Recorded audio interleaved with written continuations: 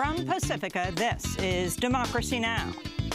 We're making a decision as to what we do with respect to the horrible attack that was made near Damascus, and it will be met, and it will be met forcefully.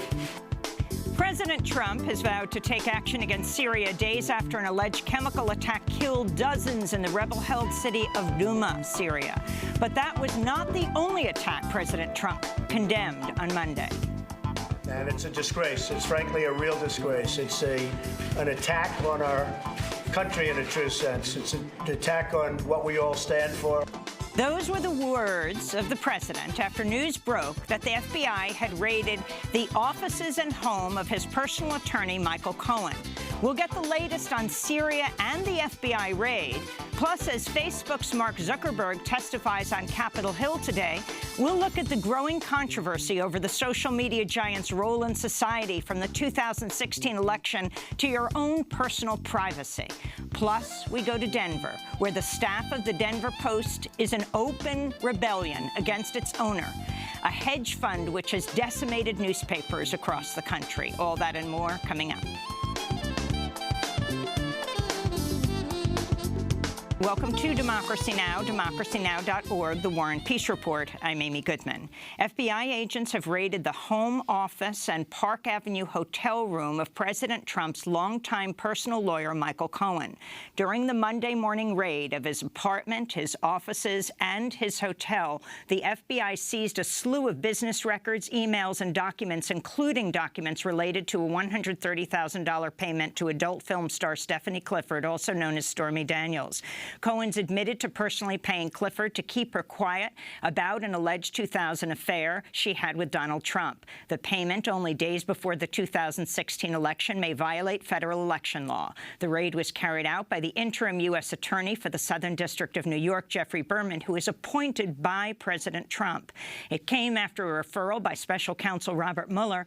President Trump reacted angrily to news of the raid on Monday. So I just heard that they broke into the office of one of my personal attorneys, good man, and it's a disgraceful situation. It's a total witch hunt. I've been saying it for a long time. I've wanted to keep it down. We'll have more on the raid after headlines. Facebook CEO Mark Zuckerberg is set to testify today on Capitol Hill amidst the burgeoning scandal about how the voter profiling company Cambridge Analytica harvested the data of up to 87 million Facebook users without their permission in efforts to sway voters to support President Donald Trump. On Monday, Zuckerberg met with leaders of the Senate Commerce Committee and Senate Judiciary Committee to express his regrets about Facebook's mishandling of user data. The company's also unveiled new privacy tools ahead of Zuckerberg's testimony today. We'll have more on Facebook later in the broadcast. President Trump's threatened a forceful response to this weekend's alleged chemical gas attack in Syria that killed at least 40 people and injured as many as 1,000 in the rebel-held town of Douma outside the capital, Damascus.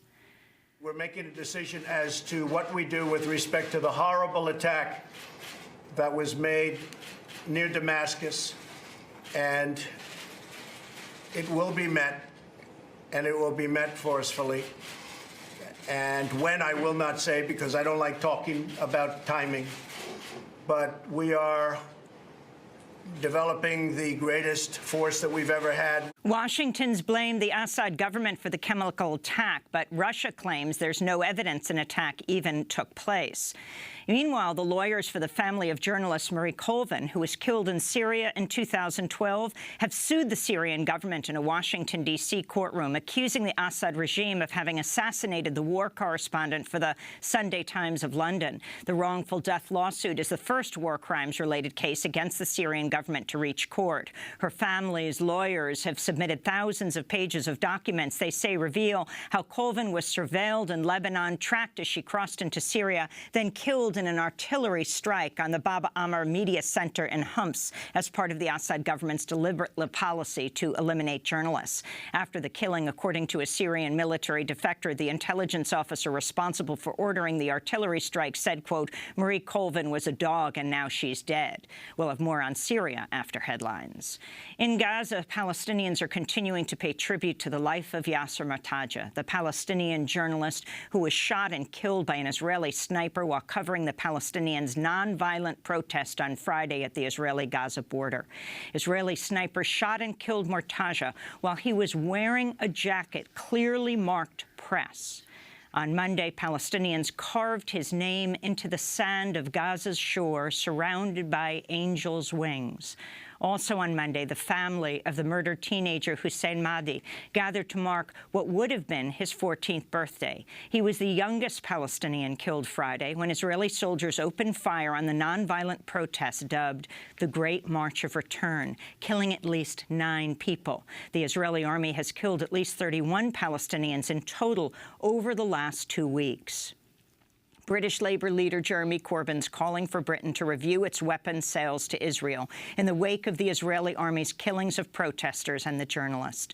In the United States, Jewish activists with the group If Not Now staged protests in multiple cities Monday, including New York, where 7 activists were arrested at New York Democratic Senator Chuck Schumer's office, demanding he speak out about the Israeli army's killing of Palestinian protesters. 8 activists were also arrested in Boston protesting at the Israeli consulate. In Germany, hundreds of flights have been canceled after workers launched a one-day strike to demand a 6% pay raise for all public sector workers across Germany. This is Frank Basurski, head of the labor union coordinating the strike. I made it very clear that we need wage increases that are well above what we've achieved in previous years. The economic environment shows it. There is talk of holiday mood in the German economy, of golden times for the German economy. For the shareholders, record figures of 46.5 billion euros were distributed. The municipalities made a surplus of 10.7 billion euros last year. When, if not now, can there be a significant increase for all workers, including those in the civil service? In Oklahoma, thousands of teachers have entered their second week of a strike demanding better pay and increased funding for their schools. On Monday, thousands of teachers packed the state capitol to demand lawmakers approve a new revenue package to fund the schools. Public schools in Oklahoma City and Tulsa remain closed today as the strike continues. In Florida, students at Miami Northwestern Senior High School held a walkout Monday to protest gun violence and to mourn the deaths of a current and former student killed in a shooting in Liberty City over the weekend. 17-year-old Kimson Green and 18-year-old Ricky Dixon were both killed. 2 others were wounded. Liberty City is about 40 miles south of Parkland, Florida, the site of the Valentine's Day massacre at Marjorie Stoneman Douglas High School, which killed 17 people, 14 students and 3 staff. The Denver Post has launched a revolt against its owner, New York-based hedge fund Alden Global Capital. On Sunday, the Denver Post's editorial board published a lead editorial headlined as "Vultures Circle the Denver Post Must Be Saved."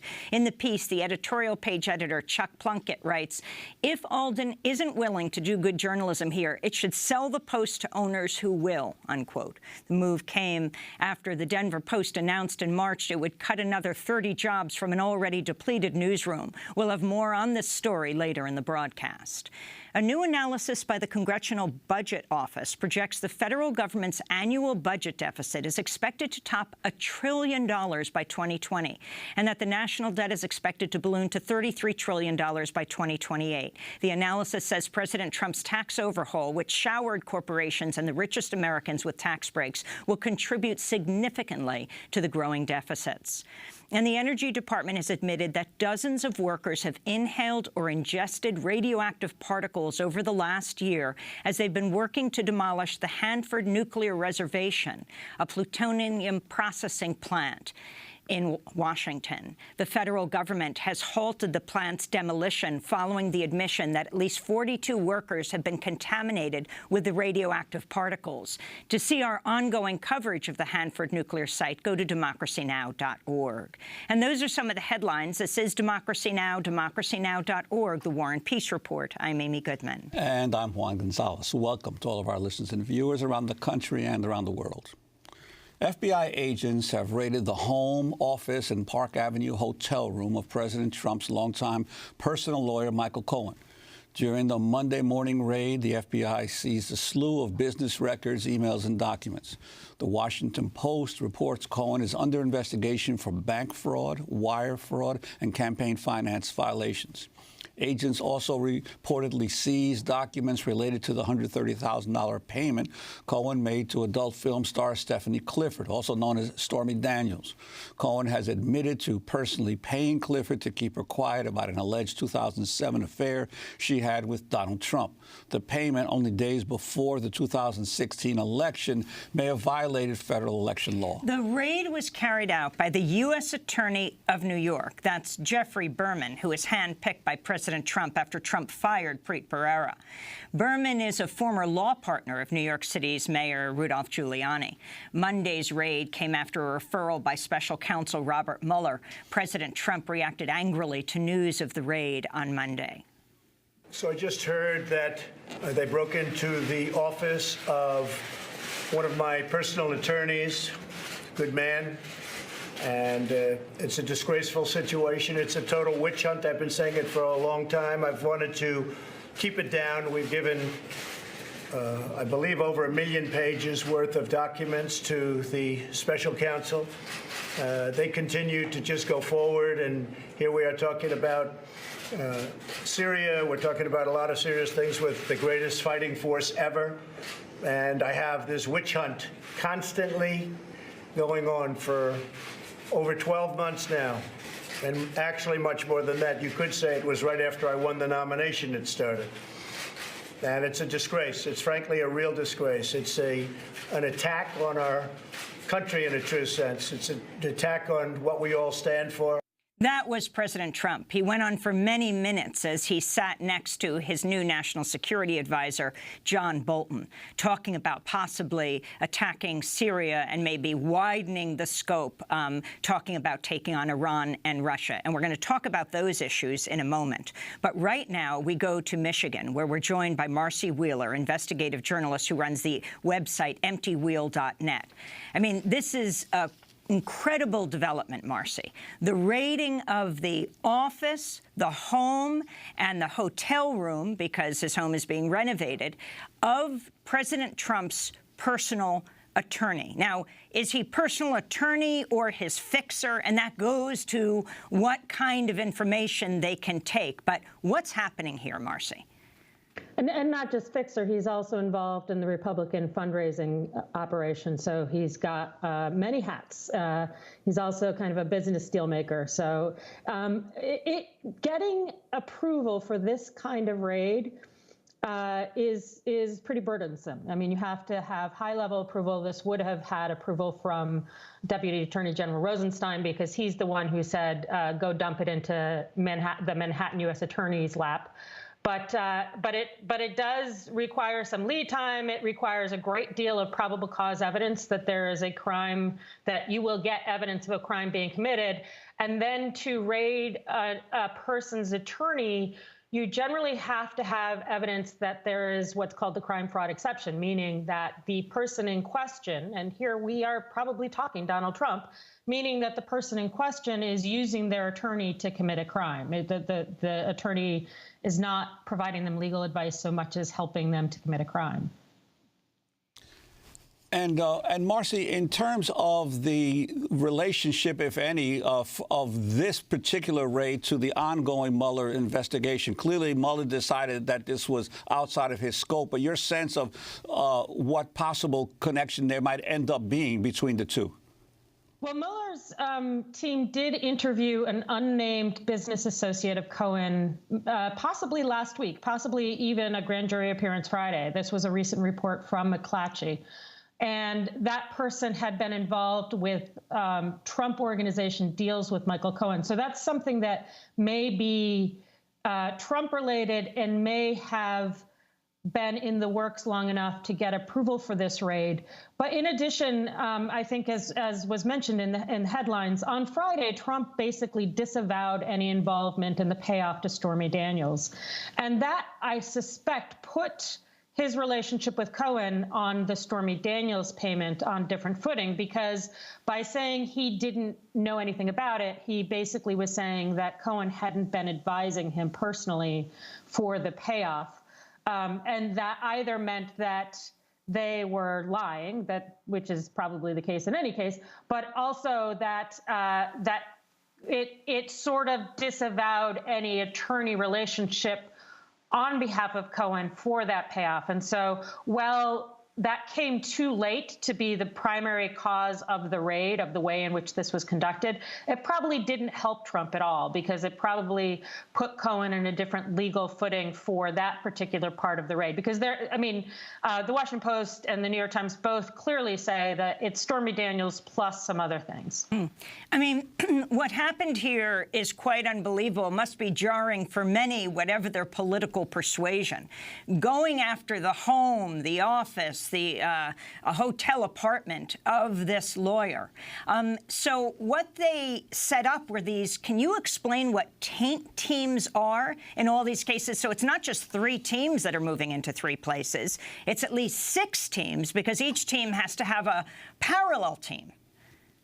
Well, it's possible that one reason they moved this to SDNY, to the Manhattan U.S. Attorney, is to use that person as a taint team generally. So in other words, a taint team is a group of FBI agents who are uninvolved with the case in chief, and they will go and look at evidence and make sure that nobody actually prosecuting the target, so in this case Cohen and eventually Trump, looks at stuff that is not included in the warrant. So in other words, if Cohen was legitimately advising Trump, this is how you deal with the investigation, this is when you fire Mueller, this is who you should hire to deal with the information, that would be covered by attorney-client privilege. And the FBI agents, in searching through the materials that they were looking at, say, at the hotel room, would then put that aside, and no one from Mueller's team would be able to look at it. So in other words, it might be, as you said, that there are 6 teams.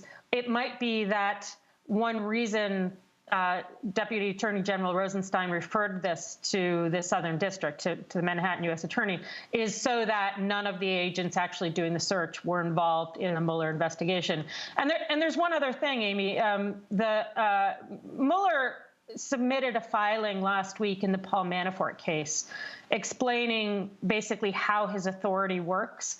And while most of the filing was targeted at Manafort's challenge, there was language in there that Mueller specifically called out, saying, you know, we're allowed to go prosecute somebody, to investigate somebody for a crime with the intent of getting them to flip. So in other words, yes, the Stormy Daniels thing is interesting, but it may be that Mueller is investigating it as a crime that they can use to get Cohen to turn evidence, to flip on Donald Trump and testify to the rest of the Russian investigation stuff. So that's something that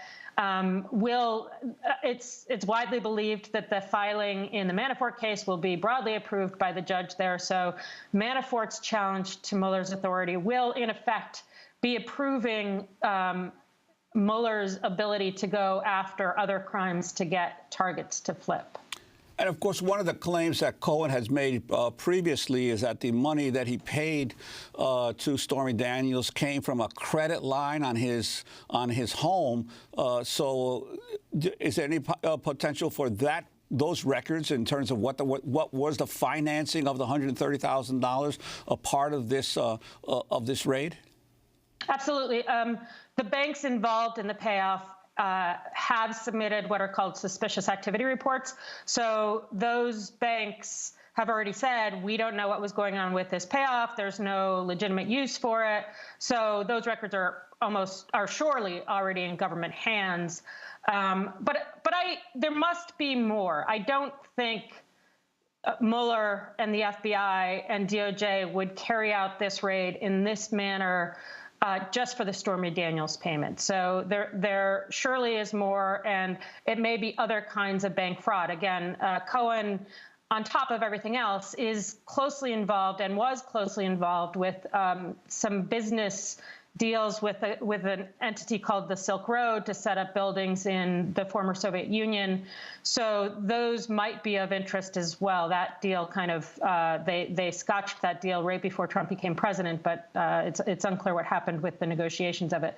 So that kind of thing may be the longer term interest for Mueller. With the Stormy Daniels thing, the sexier story, if you will, the more pertinent story, given what we've seen in the press recently. His rant that went on as he was talking about possibly attacking Syria, and we're going to talk about that in a minute. He talked about the Democrats who are going after him and the Republicans who had worked for Obama, you know, as he talks about the special counsel's office. But here it was led by Jeffrey Berman, and you write Jeffrey Berman is a symbol of Trump's abuse. Explain. Sure. So among the people that Trump fired, he fired all the U.S. attorneys in spring of last year. That's fairly normal. But the way in which he did it, particularly with regards to Preet Bharara, who was the U.S. attorney in Southern District of New York, led people to believe that he was firing Preet because Preet was investigating him. He then, rather than nominating somebody else to take his place, he first of all interviewed both Jeffrey Berman and a candidate for Brooklyn. The Brooklyn U.S. attorney is investigating Jared Kushner, which doesn't happen. For the president to personally interview a U.S. attorney candidate suggests far too much personal involvement in that position. But Berman has not yet been nominated, so he's basically serving as an interim position, and he doesn't have Senate confirmation. The district court can remove him in a couple weeks, actually, if they find that his appointment was inappropriate and name somebody else. They could actually name Preet Bharara again. But his position there, particularly in what is the biggest or one of the biggest U.S. attorney offices in the country, it's just not done. And so this is a guy who is not an ordinary U.S. attorney, and Trump hasn't made any comment about firing him. That's one of the reasons I think it's pretty shrewd of Rosenstein to have referred this raid to him, because he's ultimately the one to blame. He had to sign off on this raid. He's the one whose prosecutors got it approved by judges in New York. So he's a symptom of the corruption, but by having him do the raid, he's in some ways protection for Mueller and Rosenstein, because it is the closest U.S. attorney in the entire system to Trump who bought off on this raid, who approved this raid. We just have 10 seconds, but Mueller has just made clear that Trump is not a criminal target. And yet his lawyers' 3 places of existence, his home, his hotel room, and his office at 30 Rock, amazingly enough, have just been raided. Well, it's not clear that a sitting president could ever be a target. So he may simply be saying, because Trump is still president, I can't indict him. But it's also very easy to move from being a subject to a target. So I think that that statement to Trump's attorneys, to his defense attorneys, and it was a month ago, basically, that statement has been overblown. He could become a target very quickly, particularly if the Republicans in Congress decide to get rid of him. Marcy Wheeler, we want to thank you for being with us, investigative journalist who runs the website emptywheel.net. As President Trump ranted next to his new national security advisor yesterday for many minutes about what has taken place, he also talked about deciding in the next 48 hours whether he will take on Syria, and perhaps also make Russia and Iran pay the price, he said. We'll see what that means in a minute with Phyllis Bennis.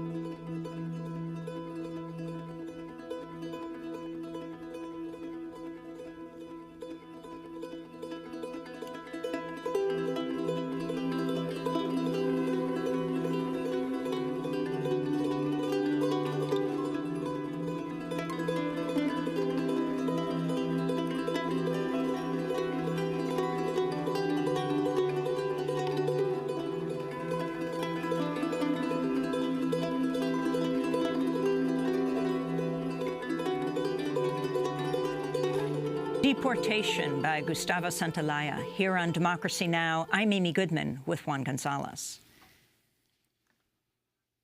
President Trump has threatened a forceful response to this weekend's alleged chemical gas attack in Syria that killed at least 40 people and injured as many as 1,000 in the rebel-held town of Douma. During a meeting with military officials Monday, Trump vowed to take action. I'd like to begin by condemning the heinous attack on innocent Syrians with banned chemical weapons. It was an atrocious attack. It was horrible. We are studying that situation extremely closely. We are meeting with our military and everybody else, and we'll be making some major decisions over the next 24 to 48 hours. So if it's Russia, if it's Syria, if it's Iran, if it's all of them together, we'll figure it out, and we'll know the answers quite soon. So we're looking at that very, very strongly and very seriously. Washington and its chief allies at the United Nations have blamed the Assad government for the chemical attack, but Russia claims there is no evidence an attack even took place. Meanwhile, Iran has acknowledged 7 Iranians died in an Israeli airstrike on a Syrian base early on Monday. To talk about the escalating tension in Syria and the debate at the United Nations, we're joined by Phyllis Bennis, fellow at the Institute for Policy Studies, written a number of books, including most recently Understanding ISIS and the New Global War on Terror. Her latest piece for In These Times, it's John Bolton's first day in the White House. We must stop him from escalating war in Syria. Well, let's start there, Phyllis, because there we saw President Trump sitting next to John Bolton, who has talked about a preemptive strike against North Korea and Iran. And he is clearly extremely unsettled, President Trump, by the raid he has just learned about in all the premises of his personal lawyer. And it's at this point that he says he's deciding within 24 or 48 hours what to do about attacking Syria and possibly broadening it to Iran and Russia. Talk about this. This is a very dangerous moment, Amy. We have, on the one hand, President Trump going into this situation with his new advisor on his first day yesterday, John Bolton, as you mentioned, who, of course, does not need Senate confirmation for this position. He's just announced, appointed, and he comes to work. And he is now, as the National Security Advisor, the person who has the first and last words into the president's ear all day long. Officially, he's supposed to be the one who pulls together all the different reports and positions of the 16 separate U.S. intelligence agencies and provides them to the president in a way that's coherent and sensible and whatever. In practice, we know from John Bolton's history, that's not his intention at all. His intention is to push forward any forces within the intelligence community, whichever agencies or agency it may be, who are pushing for war rather than diplomacy. This is someone who scorns diplomacy, who disdains the United Nations or international law, who has never met an international issue or challenge or crisis that did not require a U.S. military solution. So that's one part of the danger. Then on top of that, you have this enormous need for distraction, with the headlines today all focused on the raid on Trump's private lawyer. He's going to want to turn that attention away from that. What better way to do that historically in this country but to go to war somewhere? It's a very dangerous moment. It could mean a small-scale, essentially symbolic response against this alleged chemical weapons attack. And we should be clear, despite the fact that in this second bit that you just played in the run-up of Trump saying, we're still finding out about it, we're talking about it, within moments of him being informed that there were claims that there had been a chemical weapons attack, Trump himself immediately went on Twitter and said this was carried out by the animal Assad, backed by Russia and Iran. So he immediately targeted who he wants to hold responsible for this, threatened immediate military action, which again could be small-scale, symbolic, a few missile strikes on an airbase. It could be far greater than that. And if it attacked, for example, as did the attack yesterday, shortly after the allegations about the chemical attack emerged, there was an attack on a Syrian military base where there were, among other things, some Iranian troops. 14 people were killed, 4 of them Iranian. And Iran indicated they believed Israel was responsible for it. Israel in this one has not claimed responsibility. No one has. The U.S. very specifically denied it, as did the French.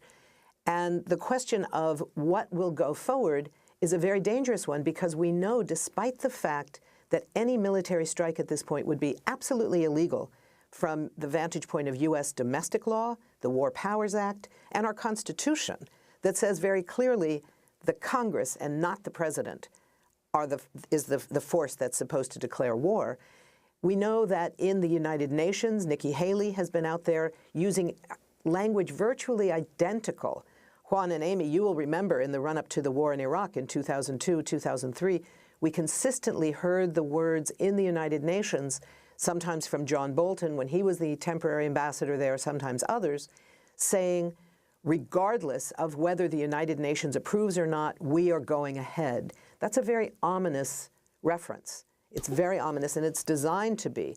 When Nikki Haley says the Security Council must decide to use force, and if they don't, we will, which is essentially what she's saying we will violate international law, we will violate the UN Charter, and we will violate our own laws at home in order to carry out an illegal military assault on Syria, claiming that it's somehow revenge for an alleged chemical attack, which may or may not have been committed by the regime at all. Phyllis, if I can, you mentioned before the precedents in this kind of situation, the second Gulf War, but going back, a lot of people don't remember the first Gulf War, right, and the horrific stories about the invasion force of Saddam Hussein in Kuwait, marching into a hospital and killing and killing babies, newborn babies in their incubators. A complete hoax, but it horrified the American people and made it easier to justify going to war in the first Gulf War as well. So it's not, and of course, the weapons of mass destruction testimony of Secretary of State Powell at the United Nations for the second Gulf War. So this is not, it's not unusual that we have these, and the media, of course, picks up on them and continues to spread the information without real fact-checking as to whether this is accurate or not. That's absolutely right. At the time, of course, we used to call it the CNN factor. Now we would probably call it the Twitter factor, but it's the same phenomenon. You have, in many cases, a very real, horrific event. And I'm certainly not saying that this event did not occur. It's possible, but I think, you know, there have been so many horrific attacks on Syrian civilians by all sides in this war, by the Syrian regime, by the Russians and the Iranians, by the United States, by U.S. allies, Saudi Arabia, Qatar, all of these countries, every one of them. There are no good guys here. There have been atrocities carried out against Syrian civilians in this set of proxy wars that's going on across Syria. And that example of what we've seen before, the call about the babies being pulled out of their incubators, which turned out to be the testimony of the daughter of the Kuwaiti ambassador, put together by a Washington-based PR company. It was purely made up, but it did the job. John Bolton has been part of those kinds of campaigns in the past. In 2002, it was John Bolton who realized that the campaign he was undertaking to convince people in this country that Iraq had weapons of mass destruction, Saddam Hussein has chemical weapons, maybe nuclear weapons. He was talking about the yellow cake uranium from Niger that turned out to be a complete hoax. And at the time, the head of the Organization for the Prevention of Chemical Weapons, the UN agency responsible for dealing with chemical weapons, was in a desperate effort to negotiate with Saddam Hussein's government to try and get them to join that agency, to become a member of the Organization for the Prevention of Chemical Weapons. If they had, they would have had to allow in incredibly intrusive inspectors. And Bolton knew if they did that, they were likely to find there were, in fact, no pieces of evidence. There was no chemical weapons program in Iraq. And in order to prevent that, he arranged the firing of the chief of that organization. It was a Brazilian diplomat, Jose Bustani. He went to Bustani's office and said, "You've got 24 hours to resign," even threatened Bustani's kids. And Bustani said, "I'm sorry, I've been reappointed to a second term by the 145 members of this organization. I'm not going anywhere."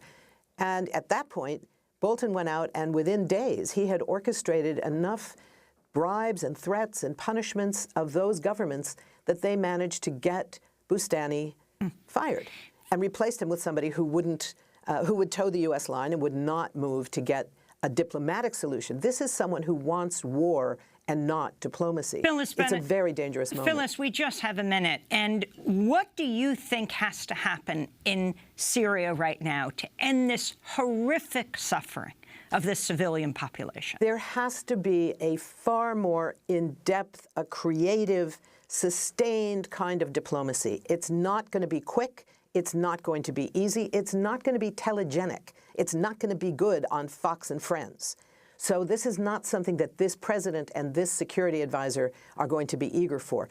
Congress is going to have to prevent further escalation of the U.S. war there. If the U.S. goes in, U.S. forces in, U.S. airstrikes in Syria have already killed between 3,600 and 5,600 Syrian civilians, along with thousands of others killed on all sides. Syrian civilians are paying the price for these wars. The United States military is a big part of the problem.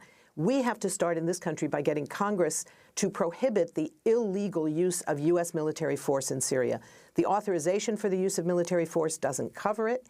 It's illegal under U.S. law. It's illegal under the U.S. Constitution. It's a violation of international law. And John Bolton should not be allowed to tell the president that he has every right to go ahead with it. And speaking of violation of international law in this last minute, I want to turn to Gaza. The killing of dozens of Palestinians, peaceful Palestinians on the Gaza-Israel border. The latest last Friday, a journalist, they have carved his name into the sand to remember him as he wore a press ID, not to mention the civilians that have been killed before him. What needs to happen there right now? We hardly see mention of this in the U.S. media. 31 civilians were killed. 7 of them were journalists. Yasser was not the only journalist shot. He was the only one who died. There were 7 others who were shot, also wearing those jackets that say press, usually in 3 languages, in English, Hebrew, and Arabic. This is a massacre. These are not clashes. The press is doing a huge disservice here, talking about clashes. Confrontations killed people. Confrontations didn't kill people. Israeli sharpshooters who were sent to the Gaza fence killed people. It's a complete violation of international law, human rights law, and international humanitarian law. Again, this is something that the United Nations needs to take up. The United States, again, has used its veto and threatened to use its veto over and over to prevent any action by the Security Council. Prevent, for example, what needs to happen is for the Security Council to recommend that the International Criminal Court take up a full investigation of the role of Israel's both political leaders, the prime minister who said all 30,000 protesters are targets, are legitimate targets. Those were his words, legitimate targets. That is chilling, and it's also illegal. It's a complete violation to target civilians in that way. This was a nonviolent protest. It's going to go on for more weeks, and it's going to be up to international civil society to keep up the pressure that will enable the United Nations to do anything to stop it. Phyllis, we want to thank you for being with us. Phyllis Bennis, fellow at the Institute for Policy Studies. When we come back, CEO of Facebook, Zuckerberg, is before Congress today. We'll talk about Facebook, and then we'll go to Denver to talk about the open rebellion at the Denver Post against its latest owner, a New York hedge fund. Stay with us. Sometimes it snows in April. Sometimes I feel so bad, so bad. Sometimes I wish that life was never ending. And all good things they say never last. Springtime was always my favorite time of year.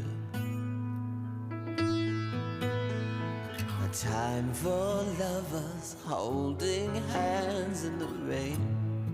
Sometimes It Snows in April by Prince. This is Democracy Now! I'm Amy Goodman with Juan Gonzalez. Well, Facebook CEO Mark Zuckerberg is set to testify today on Capitol Hill amid the burgeoning scandal about how the voter profiling company Cambridge Analytica harvested the data of more than 87 million Facebook users without their permission in efforts to sway voters to support President Donald Trump. In his prepared testimony for today, Zuckerberg says, quote, "We didn't take a broad enough view of our responsibility, and that was a big mistake. It was my mistake, and I'm sorry. I started Facebook, I run it, and I'm responsible for what happens here." This is Zuckerberg speaking on CNN last month. This was a major breach of trust, and I'm really sorry that this happened. We have a basic responsibility to protect people's data, and if we can't do that, then we don't deserve to have the opportunity to serve people. So our responsibility now is to make sure that this doesn't happen again. The company has also unveiled new privacy tools ahead of Zuckerberg's testimony today. For more, we go to Los Angeles, California, where we're joined by David Dayen, a contributor to The Intercept and columnist for The New Republic. His recent piece include ban targeted advertising, and the U.S. government is finally scrambling to regulate Facebook. David's also the author of the award-winning book Chain of Title, How Three Ordinary Americans Uncovered Wall Street's Great Foreclosure Fraud. So, David, talk about the significance of, well, you've read he's pre-released his statement, Mark Zuckerberg. What has happened at Facebook and what needs to be done? Well, it's very significant that Mark Zuckerberg is appearing before Congress today. This is the first time that he's done so, and Congress has really not kept up with the revolution happening online and as far as social media and these companies are concerned. And they've sort of given over the playing field of regulation to Facebook, companies like Facebook, and which have become really almost private governments that are making these monumental decisions based on their business model that have wide-ranging effects for elections, for the viability of businesses, for the mass problems that we see in places like Burma and the Philippines.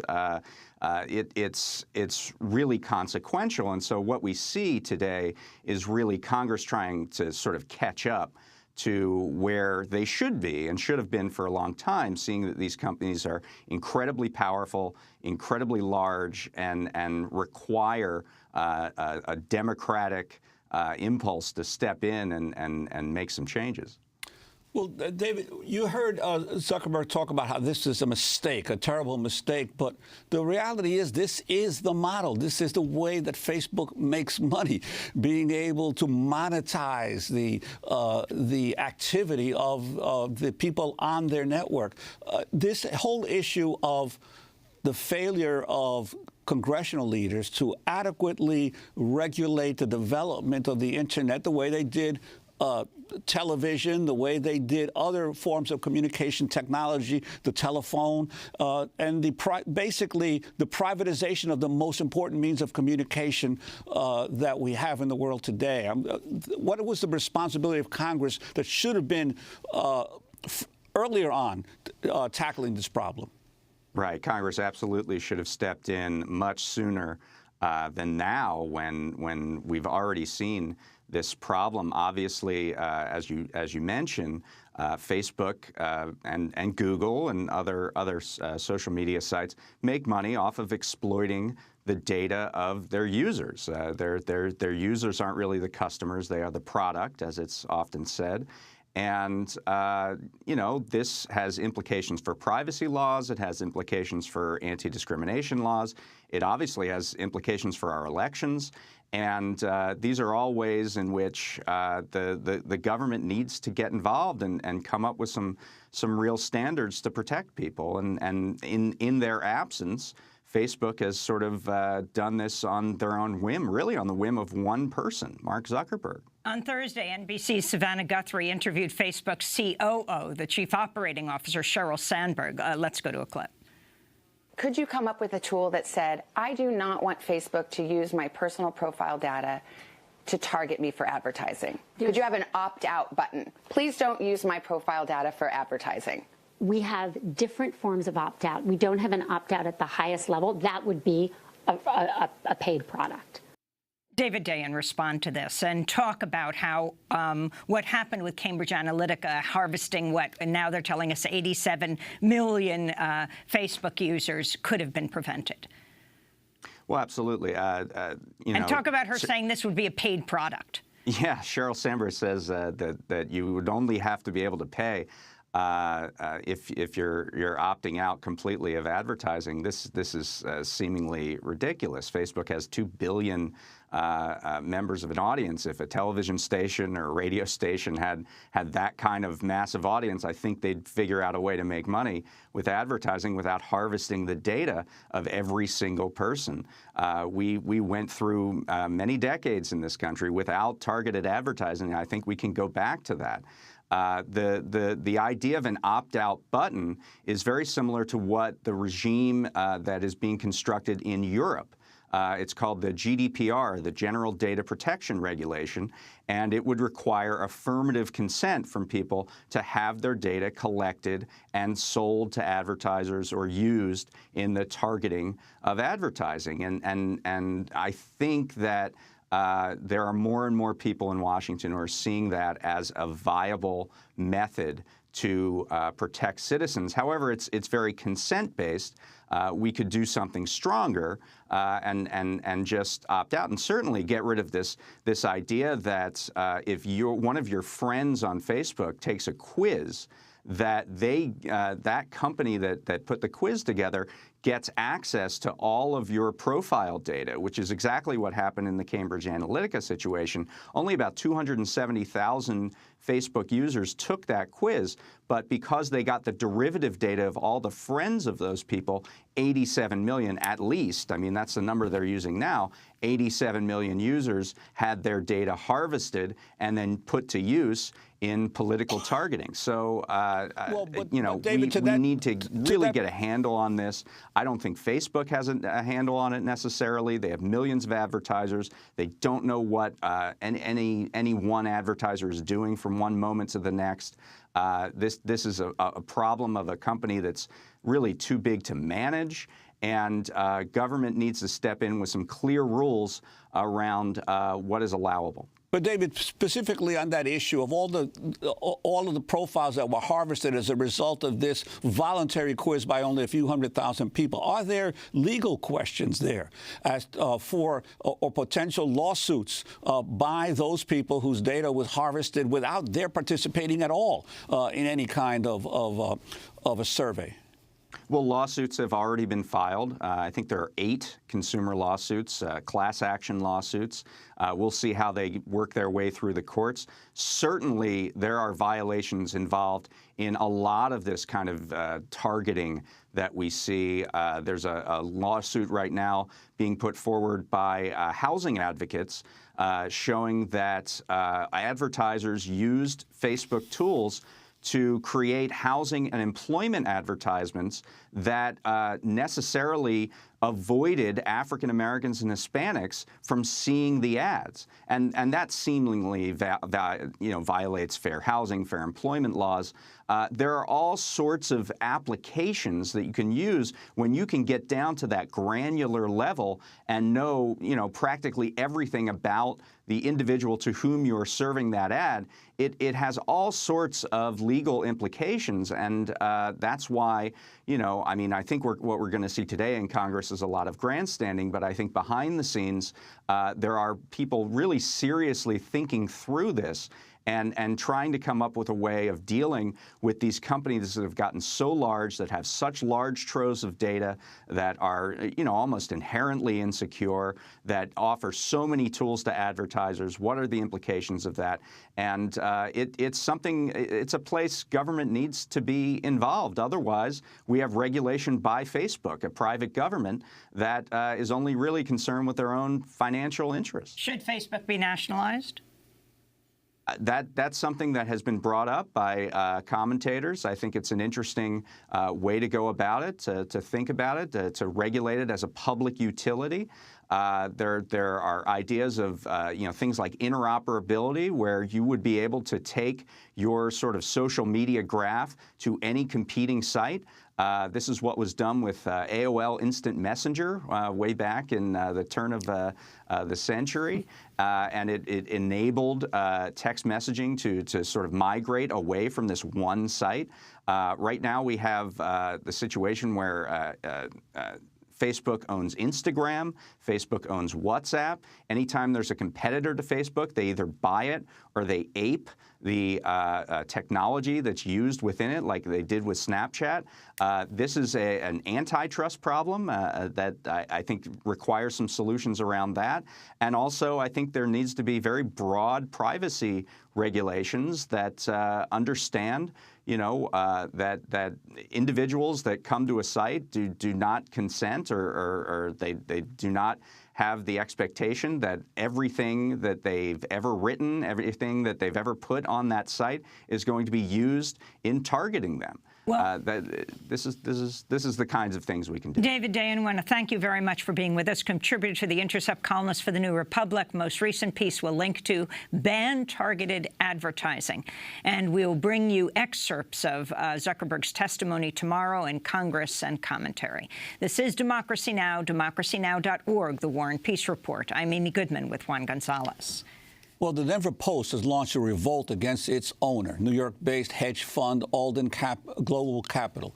On Sunday, the Post's editorial board published a lead editorial headline, "As Vultures Circle, the Denver Post Must Be Saved." In the piece, editorial page editor Chuck Plunkett writes, quote, "If Alden isn't willing to do good journalism here, it should sell the Post to owners who will," unquote.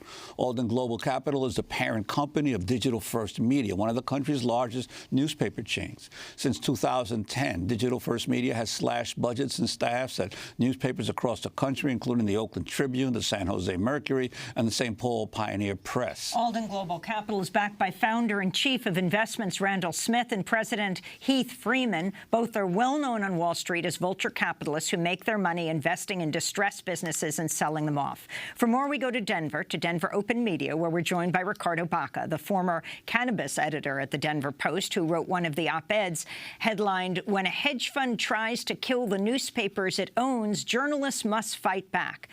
Ricardo Baca worked at the Denver Post for 16 years and is now the CEO and founder of Grasslands. Welcome to Democracy Now! I mean, this is quite amazing. The Denver Post, in its own pages, published this open revolt against its new owners, against this New York-based hedge fund. Ricardo Baca, what's happening there in the newsroom and what is being demanded?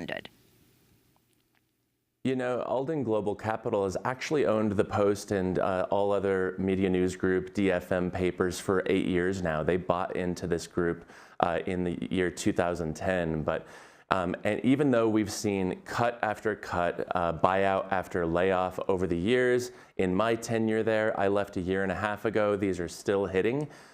We found out last month that the Alden Global Capital sent the word down the pike that the Denver Post had to lay off 30 full-time staffers from the newsroom alone. And that was the largest cut by percentage in the history of the newspaper, which is 100+ years. And it was just devastating. And I think even though we've seen so many cuts over the years and so much devastation, we've never seen anything to this level. And I think this editorial page from last Sunday is the result of that. Well, Ricardo, I remember when I was president of the National Association of Hispanic Journalists back in 2002 and 2004, I spent a lot of time in Denver when there were still two papers. There were over 200 reporters at the Rocky Mountain News, and I think about 300 in the newsroom at the Denver Post. What is the situation like now? Obviously, the Rocky was closed down. What's the situation in terms of the actual numbers of reporters doing reporting in Denver right now on papers? Of course, Juan. And I'm a former Rocky Mountain News staffer back from the 90s, and I remember those heady days. Certainly, you know, the two papers weren't a joint operating agreement until 2009 when the Rocky Mountain News went out of business. And when I started at the Denver Post 16 years ago, legitimately, there were almost 300 journalists in the newsroom. And of course, that's copy editors and artists, reporters and editors, but now we're talking between 60 and 70 journalists. So the staff has been cut by 4/5 in the last 15+ years. And they would cut 30 from that? No, that includes the 30. So they were about 90 to 100, and now they're about 60 to 70. Well, I wanted to go to the lead editorial in Denver Post package blasting the paper's hedge fund owner, Alden Global Capital. The editorial board displayed a striking interactive photo showing the toll staff cuts have taken on the newsroom. If you slide the bar to the right, you see a photo taken in May 2013 in which 142 staffers had gathered to celebrate winning a staff Pulitzer Prize. When you slide the bar to the left, however, you see the same picture dated April 2018, showing the staffers who are now gone, more than half rendered in black. Ricardo Baca, what are you calling for? What is the staff? I mean, you wrote about how you thought it was odd that you as reporters would go outside the paper and actually protest and hold up banners, the kind of thing you were covering years ago with other people and other groups.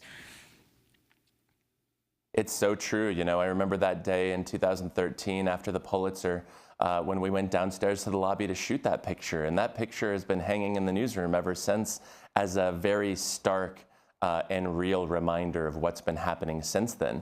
And then, yeah, 2 years ago, 2016, us reporters, many editors, and other journalistic staff did take to the streets. We protested on the steps of the newsroom, which was historic in and of itself. You know, journalists, this is not what we are taught to do in J school. This is not what we're supposed to do, but we felt like we didn't even have a choice. And so I think the 2018 now, this most recent cut and this perspective section dedicated to the subject matter speaks to the desperate times, desperate measures the staff and us former staffers are willing to take. It's just, this is heartbreaking for Denver. This is awful news for Colorado. The only good news, this is good news only to crooked CEOs and bad news politicians who don't want that oversight happening, frankly, at the state legislature or in boardrooms across Ricardo, the state. If we can, just speaking about crooked CEOs, one of the interesting things about this particular tragedy is that the paper, according to the hedge fund that owns you, was making money, but that basically we're talking about the second largest newspaper chain in America right now after Gannett, and apparently they're using these newspapers as cash cows to invest in other businesses. Could you talk about that? That's exactly what's happening. You know, there have been multiple published reports saying the Denver Post alone is making a very healthy profit. We also know this because when I was still at the newspaper in 2016, we got a note from our president at the time, the president of Digital First Media, saying, we're profitable, we're doing better than our competitors. And we knew that wasn't going to stop the hemorrhaging because that's only continued since then. And we knew it was bad news for us from the start. So I think this is just where we are. It's a dire place to be. And I think as journalists, because we're not taught to organize, because we're taught to kind of stay in the background and keep a non-public presence, this was the only thing we knew how to do. We didn't know how to organize, but we know how to write and put together a section. And I couldn't be prouder of Denver Post editorial page editor Chuck Plunkett for doing what he did this last Sunday. Ricardo Baca, we want to ask you to stay for part 2. We'll post it as a web exclusive at democracynow.org to talk about Alden's owners and to talk about how important local media is in journalism across the country. Ricardo Baca is now CEO and founder of Grasslands. He was the cannabis editor for the Denver Post when he resigned in 2016 after 16 years. We'll link to your piece, When a Hedge Fund Tries to Kill the Newspapers it owns, journalists must fight back.